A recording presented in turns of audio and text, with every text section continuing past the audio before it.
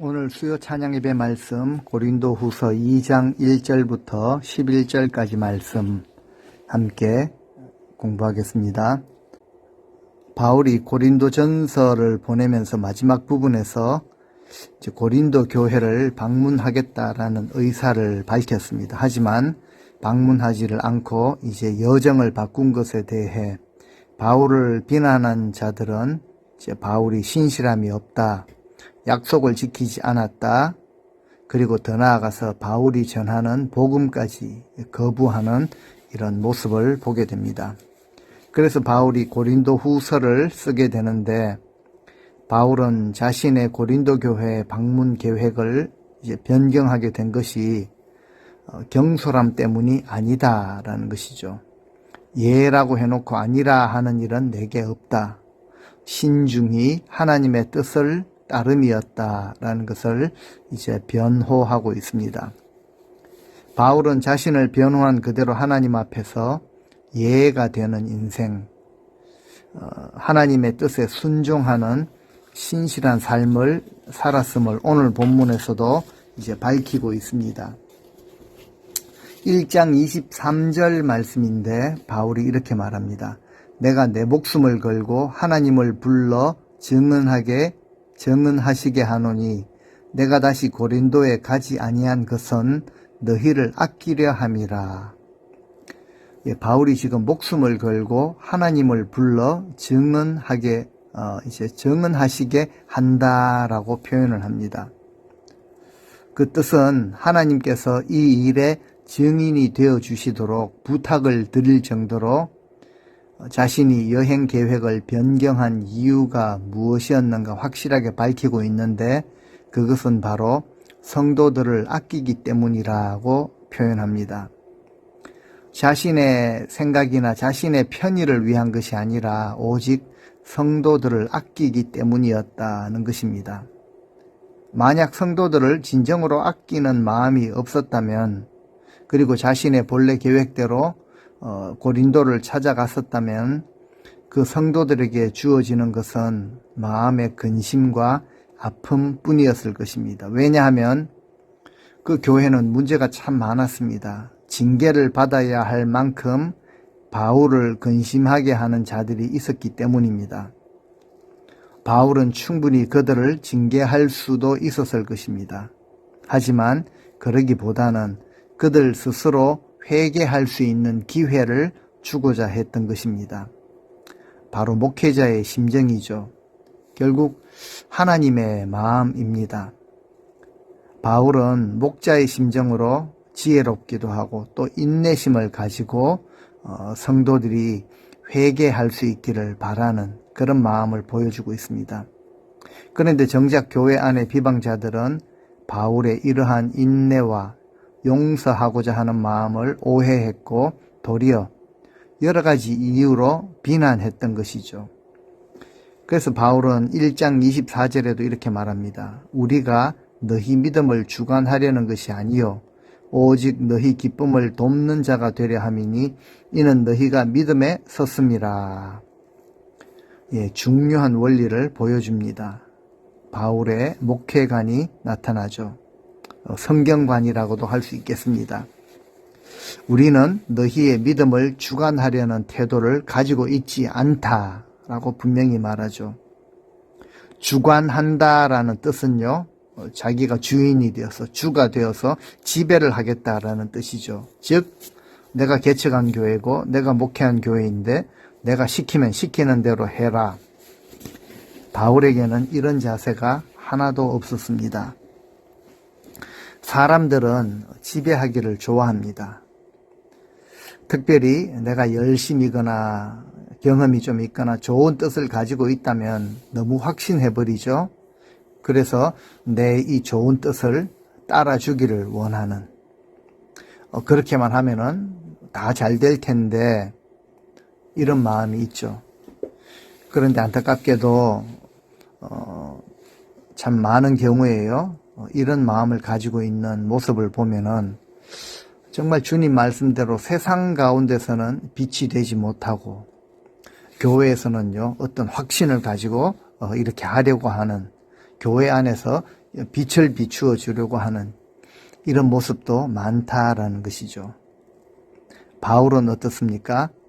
자기가 복음 전도를 했고 그리고 믿음을 가지게 된 이 성도들에게조차도 지배자로서가 아니라 오히려 그들이 기쁨으로 신앙생활을 하도록 돕는 자로 그렇게 나아가기를 원하는 그 마음을 보여줍니다. 이것이 바로 부르심을 받은 사도로서의 자세이죠.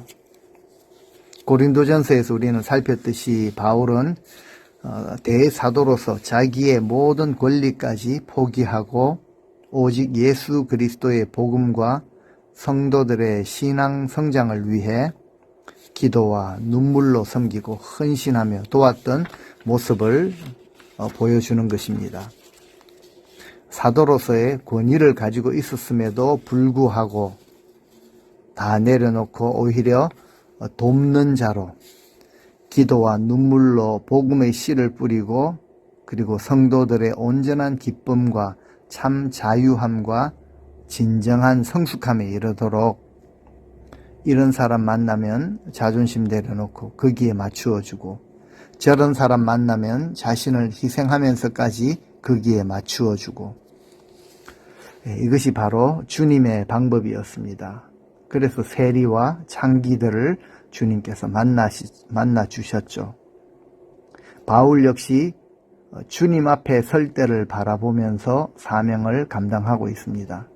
그때 자기에게 상 주실 주님을 바라보며 지금 자신의 모든 권리를 내려놓고 조용히 협력자로 성도들의 기쁨을 위하여 성도들의 신앙 성장을 돕는 자로 성도들의 영혼을 아끼는 마음으로 지금 자신을 비방하고 교회에 분란을 일으키며 근심하게 한 자들이 있을지라도 그들을 용서해 주죠. 오히려 사랑을 그들에게 나타내 주었고 그래서 그들의 생명들이 회복되고 살아나고 결국은 믿음으로 더욱더 견고하게 세워질 수 있도록 애통하는 마음으로 지금 편지를 쓰고 있다라는 것이죠. 자기와 교회 성도들을 근심하게 한 자들을 용서한다는 그 내용입니다. 바울은 성도들이 근심하는 것을 원하지 않았습니다.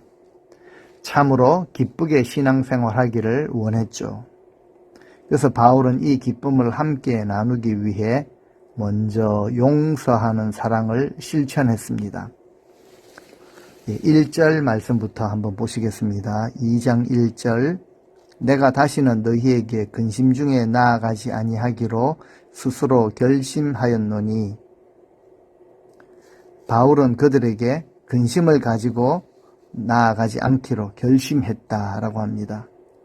여기서 근심이라는 것은 고린도 교회 일부 성도들의 죄로 인해서 생긴 그런 염려를 뜻합니다. 분명 교회 안에 바울을 근심하게 하는 자들이 있었습니다. 바울을 대적했죠. 그리고 성도들을 부추기는 자들이 있었습니다. 그래서 바울은 고린도 교회를 방문하기 전에 이 문제를 해결하고자 했습니다. 왜냐하면 앞에 참 1장에서도 그들의 기쁨을 돕는 자가 되기를 원한다라고 말했는데 지금 바울이 그냥 근심을 가지고 교회를 방문하게 되면은 당연히 성도들도 근심하게 될 것이고 바울 자신도 진짜 기쁨을 누리지 못할 것이기 때문이죠. 또한 사탄의 괴계에 속아서 교회가 분열되는 일을 미리 막기 위해서였습니다. 2절 말씀 내가 너희를 근심하게 한다면 내가 근심하게 한 자밖에 나를 기쁘게 할 자가 누구냐? 어떤 뜻이겠습니까? 나를 기쁘게 해줄 사람은 너희밖에 없다. 그런데 내가 너희의 마음을 아프게 한다면 나를 기쁘게 해줄 사람들에게 슬픔을 안겨주는 셈이 되지 않겠느냐라는 뜻입니다. 분명 이 상태에서 교회를 방문하게 되면은 정말 죄를 범한 성도들을 책망할 수밖에 없죠. 그리고 자신의 책망으로 인해 그들의 마음에 근심이 생기고 또 상처를 입게 된다면 그것은 그들뿐만이 아니라 바울에게도 근심과 아픔이 되는 것입니다. 바울은 이렇게 말함으로써 고린도 교회 성도들에 대한 자신의 사랑을 전하고 또한 그들의 죄에 대하여 책망한 것도 깊은 사랑에서 나온 것이다 라는 것을 알려주기 위함이죠. 3절 말씀, 내가 이같이 쓴 것은 내가 갈 때에 마땅히 나를 기쁘게 할 자로부터 도리어 근심을 얻을까 염려함이요.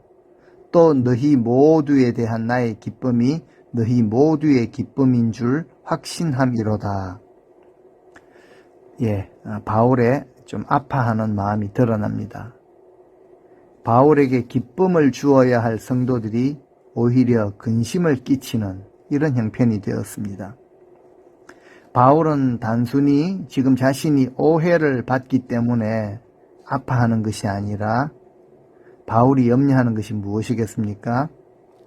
성도들이 거짓 사도들에게 현혹되어서 온전한 신앙생활을 하지 못하는 것 때문에 바울이 지금 아파하는 것이죠.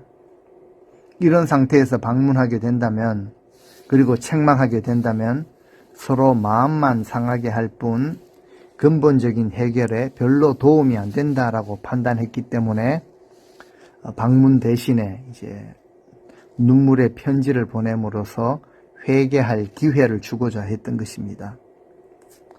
너희 모두에 대한 나의 기쁨이 너희 무리의 기쁨인 줄 확신함이로라. 바울이 겪는 모든 기쁨과 근심의 감정들은 성도들을 위한 것이라 라고 말할 수가 있겠습니다. 일부 성도들은 바울에게 근심거리를 안겨다 주었죠. 하지만 바울은 그들에 대한 사랑과 신뢰를 버리지 않았습니다. 그래서 바울은 자신의 기쁨이 그들의 기쁨이 된다라는 확신을 지금 말하고 있는 것입니다. 4절 말씀, 내가 마음에 큰 눌림과 걱정이 있어 많은 눈물로 너희에게 썼노니 이는 너희로 근심하게 하려 한 것이 아니요 오직 내가 너희를 향하여 넘치는 사랑이 있음을 너희로 알게 하려 함이라. 고린도 전서 후서 사이에 이제 많은 눈물로 쓴 편지, 이제 눈물의 편지라고 하는데요.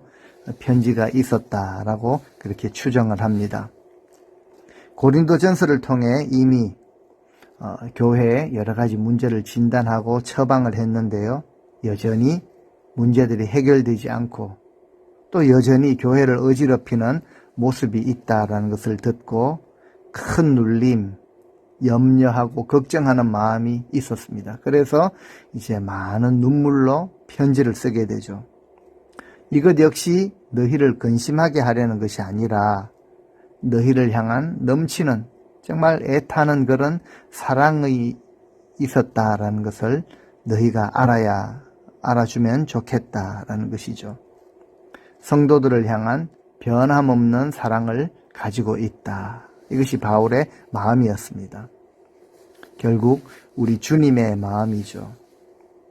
우리는 연약하여서 주의 성령을 근심하게 하고 주를 배반하는 일도 있지만 우리 주님은 여전히 우리를 사랑하시는 분, 우리가 온전히 죄에서 돌이켜 믿음의 길로 향하기를 원하시는 분이시죠.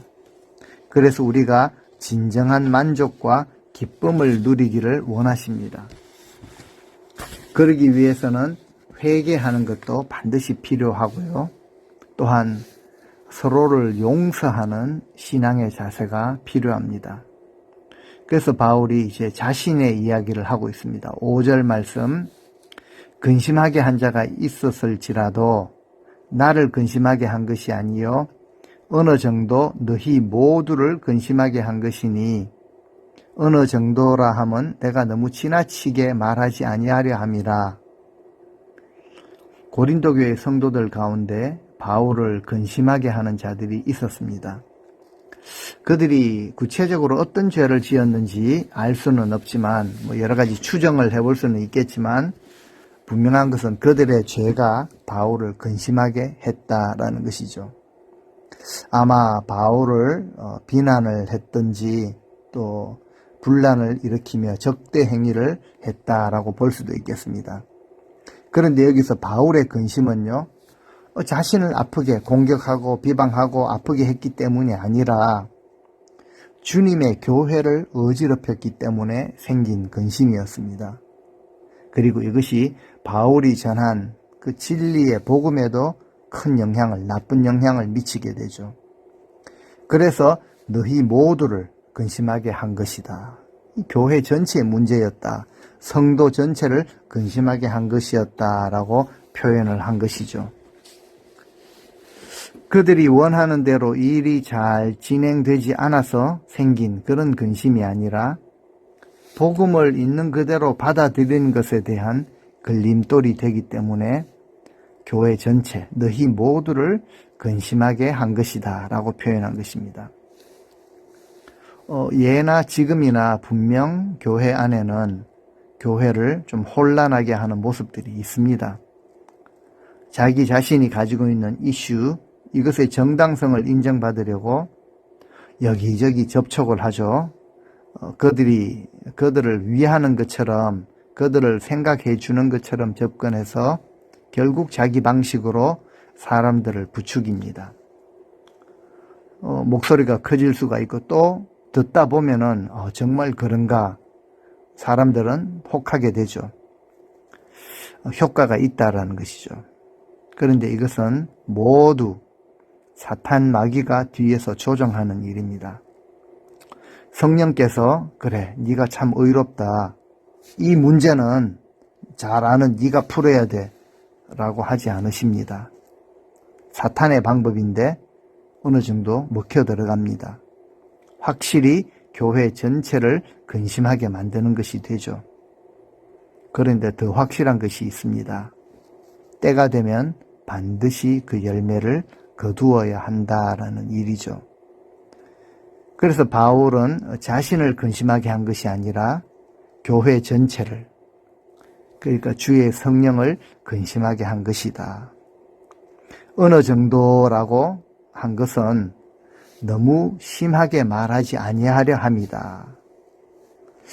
어느 정도라는 이제 부드러운 표현을 사용함으로써 교회 안에 피해자도 있고 가해자도 있겠죠. 모두의 그 감정을 상하지 않게 하려고 참 노력하는 것 같습니다. 하지만 그냥 인간적인 기분대로 감정대로 다 표현을 해버린다면은 이 문제는 심각하기 때문에 굉장히 심하게 표현할 수도 있는 그런 좀 적대적인, 복음의 적대적인 행위이다라는 것을 암시하는 것이죠. 그래서 내가 어느 정도라고 참 심하게 그렇게 표현하지는 않겠다. 굉장히 절제하는, 조심하는 모습을 보여주고 있습니다. 6절에요. 이러한 사람은 많은 사람에게서 벌 받는 것이 마땅하도다. 이러한 사람이 누굽니까? 교회 전체, 교회 성도들을 근심하게 하는 자들이죠. 바울의 사도성을 의심하고 약속을 지키지 않는 불성실한 사람이라, 또 이렇게 불평을 조장하고 비난하는 자들, 이런 자들이 많은 사람에게서 벌 받는 것, 교회의 징계죠. 요즘은 거의 하지 않지만 치리를 받는 것, 이런 것을 뜻합니다. 근데 이것은 마땅한 일이라고 먼저 말하죠. 그리고 7절에요. 그런즉 너희는 차라리 그를 용서하고 위로할 것이니 그가 너무 많은 근심에 잠길까 두려워하노라. 교회 전체에 무리를 일으키게 되면 징계받는 것은 마땅하지만 바울은요, 이런 자를 먼저 용서할 것을 권고하고 있습니다. 비록 죄인이지만 그 또한 너무 많은 근심에 잠길까 두렵다라는 표현을 하고 있죠. 그래서 그를 용서하고 위로하여서 그 사람이 낙심하지 않도록, 오히려 그 영혼의 그 믿음을 세워줄 기회가 될 수 있도록 성도들에게 권고하고 있는 것입니다. 예, 이렇게 권고하는 바울의 모습 속에서 주님의 모습을 떠올리게 합니다. 간음하다가 현장에서 발각된 여인이 끌려왔을 때 주님은 이렇게 말씀하시죠. 사람들은, 군중들은 주님께 따지죠. 모세 율법에 의하면 이런 자는 돌로 쳐 죽여야 합니다. 어떻게 할까요? 주님 뭐라고 하십니까? 너희 중에 죄 없는 자가 먼저 돌로 치라 라고 말씀하시죠. 그리고 그 여인에게 말씀하십니다. 나도 너를 정죄하지 아니하노니 가서 다시는 죄를 범하지 말라라고 그 여인의 죄를 용서하십니다. 왜 그럴까요? 그 여인의 믿음을 온전하게 세우기를 원하시는 그 주님의 마음이 담겨져 있죠. 8절 말씀, 그러므로 너희를 권하노니 사랑을 그들에게 나타내라. 이 8절 말씀 쉬운 성경에 보니까 이렇게 되어 있습니다. 그러므로 내가 여러분에게 간곡히 부탁합니다.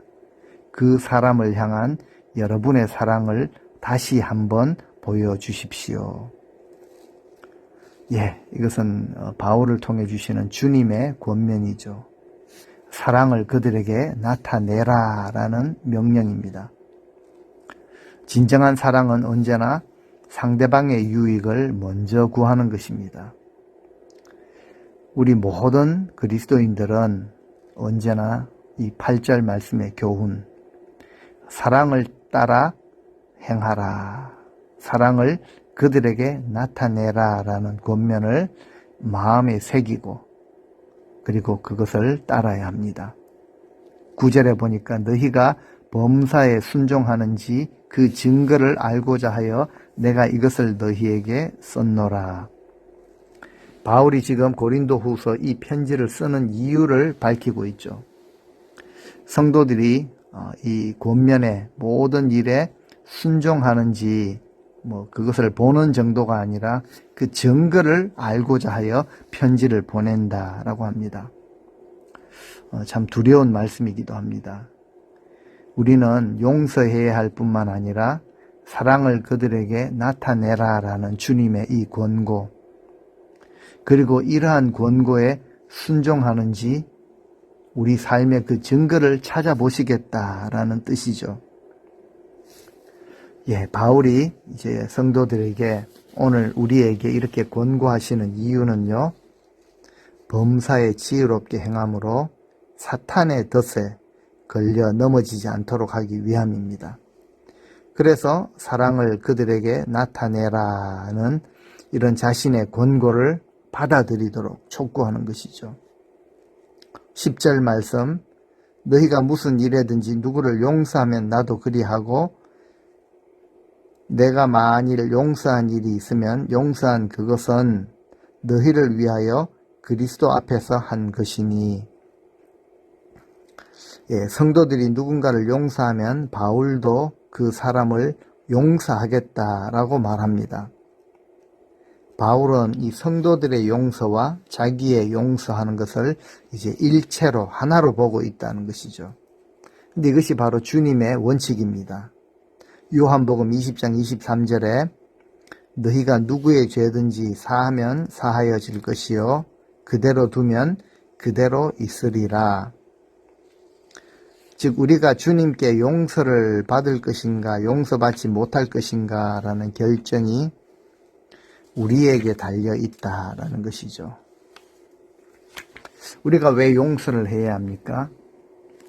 왜 또다시 바울이 참 눈물로 호소하듯이 그 성도들을 향하여 용서하고 위로하라 라고 권고하고 있습니까?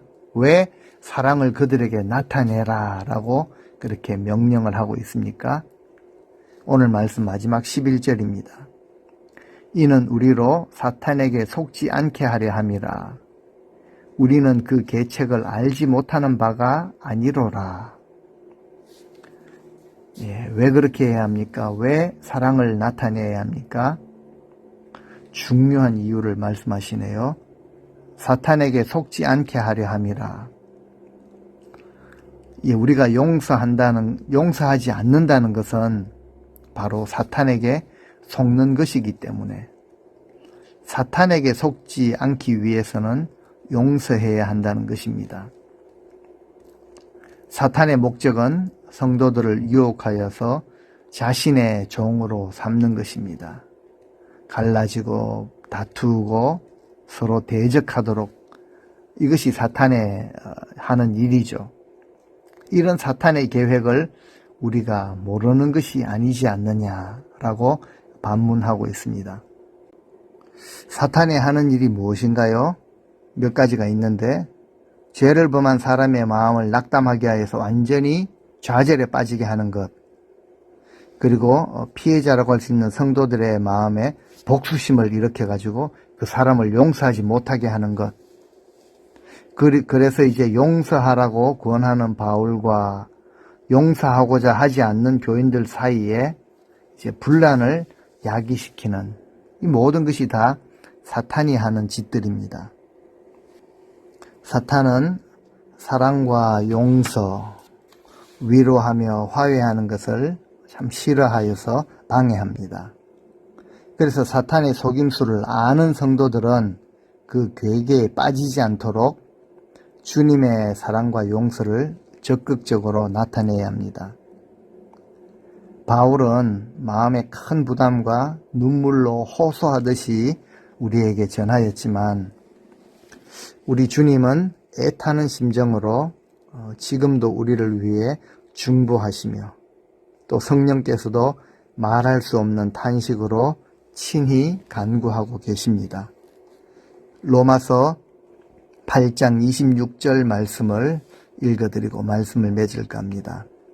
이와 같이 성령도 우리 연약함을 도우시나니 우리가 마땅히 빌 바를 알지 못하나 오직 성령이 말할 수 없는 탄식으로 우리를 위해 친히 간구하시느니라. 아멘. 성령께서 말할 수 없는 탄식으로 우리를 도우십니다. 마지막 때를 살아가시면서 사탄 마귀에게 속지 마시고 서로 용서하고 위로함으로써 그리스도의 사랑을 서로에게 나타내시는 진정한 그리스도인들이 되실 수 있기를 주님의 이름으로 축원드립니다. 아멘.